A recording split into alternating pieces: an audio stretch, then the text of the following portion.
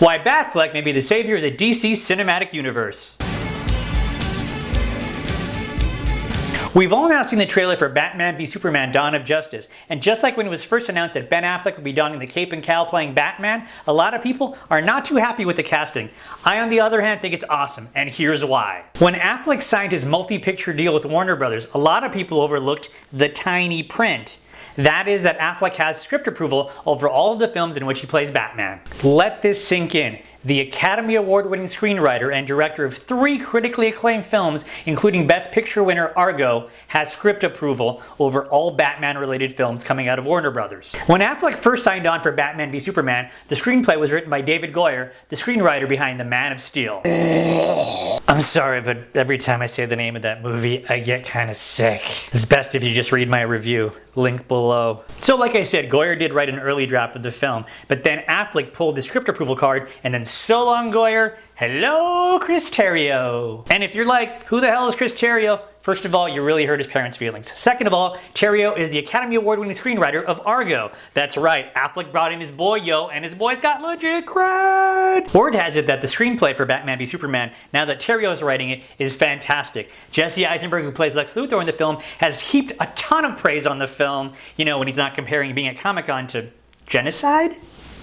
Warner Brothers was so impressed with Terrio's work on the script that they hired him to write the 2-part Justice League movie, which this movie leads into, hence the Dawn of Justice. Now back to the brilliance of Batfleck.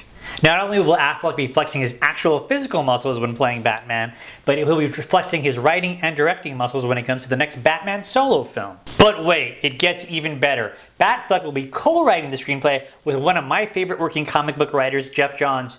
Geoff Johns, along with Grant Morrison, is the only reason I still read DC Comics. Now, this actually reminds me of 3 stories involving Kevin Smith. Kevin Smith, if you don't know already, is a longtime friend and collaborator of Ben Affleck, so it all kind of relates, trust me. Years ago, Kevin Smith was hired to write a Death of Superman film from Warner Brothers, but he actually asked them, he's like, why don't you just hire the actual comic book writers since they know the characters best? Back then, this concept was laughable, but look how far we've actually come now that Geoff Johns is co-writing the next Batman movie. Now, aside from being huge in general, Kevin Smith is actually a huge Batman fan. He has a fantastic podcast called Fat Man on Batman, and when it was first announced that his boy Affleck would be taking the role of Batman, he talked about how much his friend Ben Affleck loves the character of Batman, and the fact that he took the role of Daredevil was because after Batman and Robin had come out, pretty much it was unlikely there'd ever be another Batman film coming out, at least in the considerable future, you know, with Batman having nipples and stuff like that. So he said, Daredevil's pretty much the closest I'm going to get to playing Batman. So his performance of Daredevil was rooted in Batman and rooted in the fact that it was also a character that Frank Miller worked on. Smith also went on to share a cool story about Ben Affleck's house, which later became Kevin Smith's house because he bought it from his friend, and I think this might have had a small part in the reason why he bought it. When giving his friend the tour of the house, Affleck showed him the office, and he said, check this out. Pushed a secret button under the desk, the bookshelf opens. Kevin Smith's like, you built a fucking Batcave? And Affleck's like, I built a fucking Batcave entrance. It was actually a safe room, a panic room behind the door, but still, pretty cool. So not only is Ben Affleck a huge lifelong fan of Batman, but he may be the one thing that helps the DC cinematic universe not suck. So what do you think of Batfleck, and what did you think of the Batman v Superman trailer?